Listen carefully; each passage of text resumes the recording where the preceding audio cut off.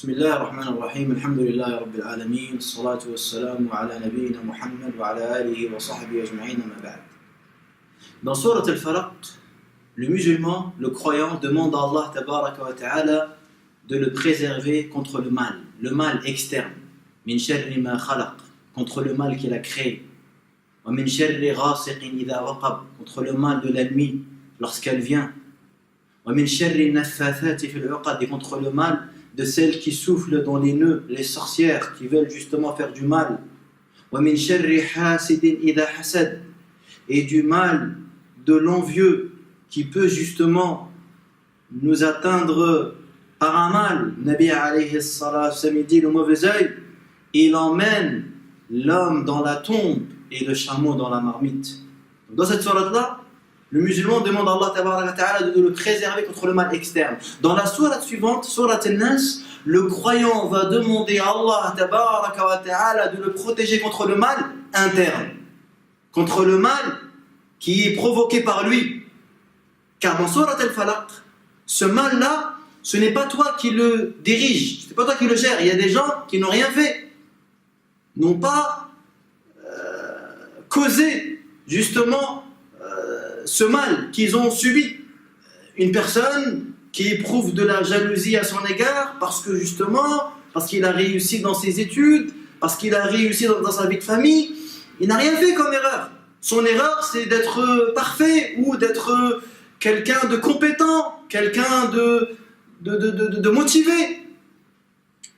En revanche, dans Surat An-Nas, nous allons demander à Allah tabaraka wa ta'ala dans cette sourate de nous préserver contre un mal dont nous, on est l'auteur et les premiers responsables. Qul a'udhu bi rabbin nas.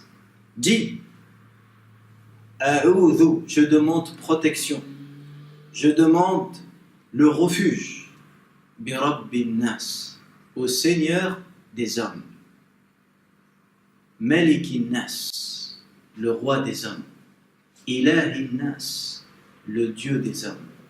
Et dans ces premiers versets, nous avons les trois catégories de tawhid, les trois types de tawhid que les gens de science nous ont évoqués.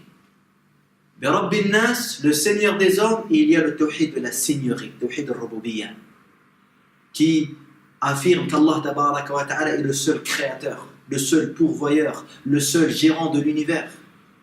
Maliki an-Nas, al-Malik ici, c'est un des noms d'Allah tabaraka wa ta'ala. Donc ici, il y a le tawhid des noms et des attributs. On affirme à Allah subhanahu wa ta'ala les noms auxquels il s'est nommé et dont le Nabi alayhi salatu wassalam l'a nommé. Ilahin nas, le Dieu des hommes, la seule divinité qui mérite d'être adorée. Et il y a dans ce verset tawhid al-uluhiyya, l'unicité de l'adoration. Et subhanallah, les gens de science nous informent que le Coran a commencé par l'évocation des trois types de tawhid et il a terminé également par l'évocation des trois types de tawhid. Car dans Surat al-Fatiha, on trouve également la même chose. Alhamdulillahi Rabbil Alamin. Louange à Allah, le Seigneur de l'univers. Il y a dans ce verset justement l'affirmation de la seigneurie d'Allah, parce que c'est le Seigneur de l'univers, c'est le créateur de l'univers. Et il n'y a pas un créateur autre que lui. Ar-Rahman Ar-Rahim. Il y a ici l'unicité des noms, des attributs. On affirme à Allah tabaraka wa ta'ala deux noms nobles qu'il détient azza wa jal. Ar-Rahman Ar-Rahim, Maliki Yawmiddin. Maliki Yawmiddin. Le maître du jour dernier. Iyyaka na'budu wa iyyaka nasta'in. Et c'est toi dont nous adorons et c'est toi dont nous avons le secours. Il y a la preuve du tawhid, de l'adoration. Enfin, le Coran a commencé par évoquer les trois types de tawhid et il a terminé également par l'évocation des trois types de tawhid. Qul a'udhu bi rabbin nas, malikin nas, ilahin nas. Et là aussi, il y a une autre remarque qu'on pourrait donner. C'est qu'on a commencé par louer Allah azza wa jalla. En effet, dans Surat al-Fatiha, avant de commencer à invoquer Allah, on a commencé par le louer. Parce qu'Allah, il nous apprend dans Surat al-Fatiha à l'invoquer. Invoquer est un art.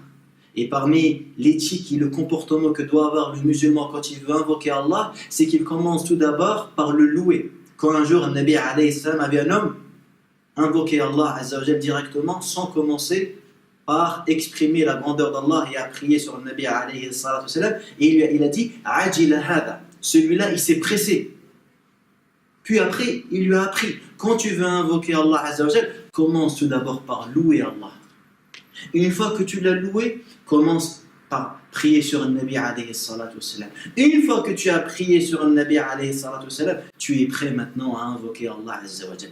Ainsi, quand un jour, Nabi sallam il a vu Abdullah bin Mas'ud pratiquer ce comportement, il lui a dit Sel tu'ta, demande et on te donnera, demande et on te donnera. Donc dans le Fatiha, on commence Alhamdulillahi Rabbil Alamin, Ar-Rahman Ar-Rahim, Malik Yawmiddin. On commence à louer Allah Azza wa Jalla, à exprimer sa grandeur, pour après justement formuler une invocation Ihdina as-sirata al-mustaqim, sirata alladhina an'amta alayhim.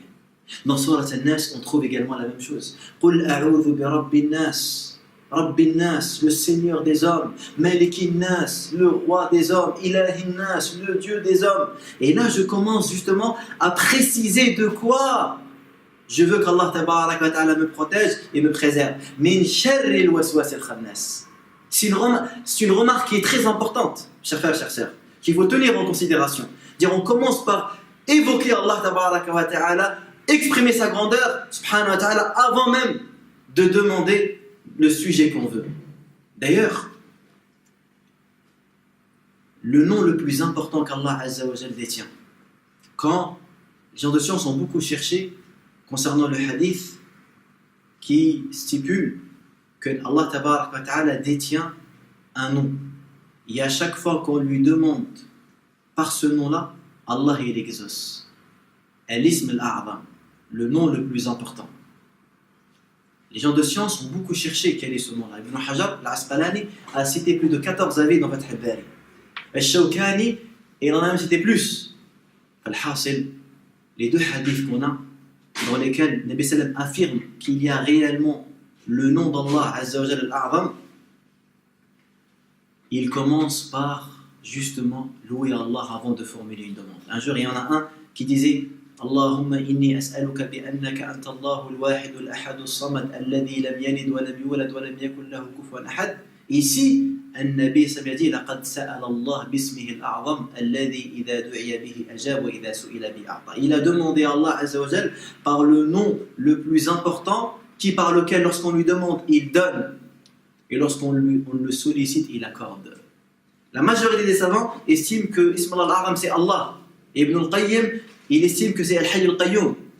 Mais la remarque ici qu'on veut tirer, c'est que ce soit Allah ou Al-Hayy al-Qayyum, on commence tout d'abord par exprimer la grandeur d'Allah avant même de citer le sujet de notre demande. Quel est le sujet de notre demande dans cette sourate An-Nas? Min sharril waswas al-khannas. Min shar, je demande à Allah de me protéger, de me préserver contre le mal. Al-waswas, celui qui insuffle. Car le shaitan, il ne voit et nous on ne le voit pas. Innahu yarakum huwa wa qabiluhu min haythu la tarawnahu. Le shaitan est perché à côté de nous et dès qu'on oublie d'évoquer Allah, il insuffle et il projette des idées diaboliques, des idées perverses dans le but de nous pervertir, dans le but de nous faire douter, dans le but de nous attrister. Min sharril waswas, autrement de waswas. Comment Allah il a nommé le shaitan? Al-Khannas. Al-Khannas, qu'est-ce que ça signifie? Yani, alladhi yakhnas idha dhukira Allah. C'est-à-dire, c'est celui qui fuit. Al-Khannas, c'est celui qui fuit. Pourquoi il fuit? Parce que lorsqu'Allah tabaraka ta'ala il est évoqué, al-shaytan il fuit. Min sharri al-waswas al-khannas. Alladhi waswisu fi sudur an-nas. Qui fait du mal et qui insuffle dans la poitrine des hommes. Min al-jinnati wa nas, parmi les humains et parmi les djinns. Les diables qui font ce travail-là sont parmi les humains et parmi les djinns. Mais les diables des djinns sont plus dangereux. En effet, le diable humain, lorsque tu lui donnes de l'argent, lorsque tu lui accordes certaines faveurs, il te laisse tranquille. Mais le djinn, parmi les shayatin, il ne te laissera pas tranquille tant que tu n'auras pas renié ta religion, tant que tu n'auras pas transgressé les limites d'Allah tabaraka wa ta'ala. Ainsi, dans Surat al-Falaq, on demande à Allah subhanahu wa ta'ala de nous préserver contre le mal externe.